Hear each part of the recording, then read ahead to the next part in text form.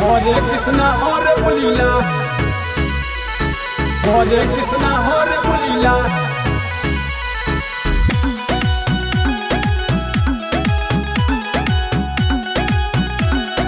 Presented by Radaji Films.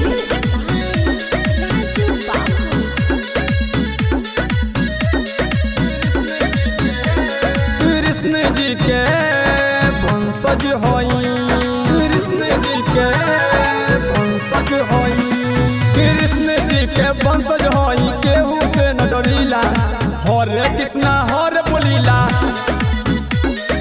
हरे कृष्णा हरे बोलीला। पूजा में ऊना का के मक्खन घी चढ़ेला। हरे कृष्णा हरे बोलीला, हरे कृष्णा हरे बोलीला, हरे कृष्णा हरे बोलीला, हरे कृष्णा हरे बोलीला।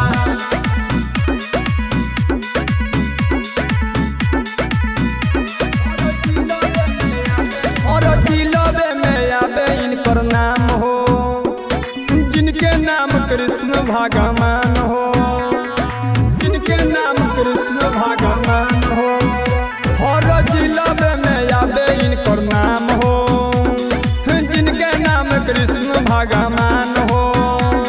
इनके तो वंशज होई, केहू से न डरीला। हरे कृष्णा हरे बोलीला, हरे कृष्णा हरे बोलीला, हरे कृष्णा हरे बोलीला, हरे कृष्णा हरे बोलीला।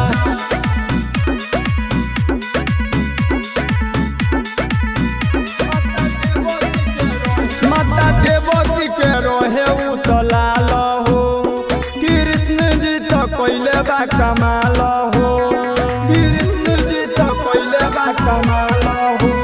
माता देवती के रोहे उतलाल हो, कृष्ण जी तो कोइले बा कमाल हो। बबिया बोले किया तो उनके पूजेला। हरे कृष्णा हरे बोलीला, हरे कृष्णा हरे बोलीला। Radaji Recording Studio, Paharpur, Raghupur, Vaishali.